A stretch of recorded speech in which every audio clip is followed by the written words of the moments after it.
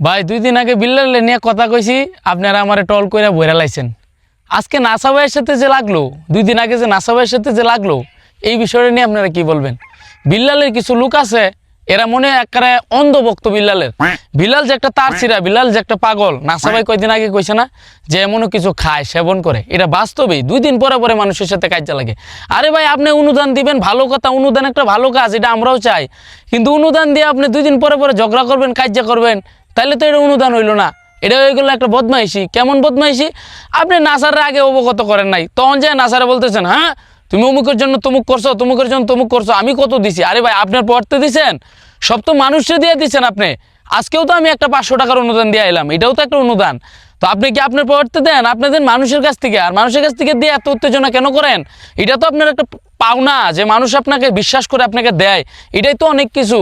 কিন্তু মানুষের টাকা নিয়ে মানুষের নামে 2 দিন আগে জুয়েল ভাইয়ের সাথে লাগছেন, আর আগে উমর ভাইয়ের সাথে লাগছেন, তারপরে আরও কারোর সাথে লাগবেন। আপনার তো কোনো গ্যারেন্টি নেই। আপনাকে সেন্স ঠিক করেন, নিজে পরিবর্তন হন, তারপরে অন্যকে কথা বলবেন। হ্যাঁ, অবশ্যই ধন্যবাদ। আর বিল্লালের ফ্যান বলার যারা আছো, আমার বেশি করে গাইলেও আমি বাইরে এলাম তোমরা কারণে। আসসালামু আলাইকুম।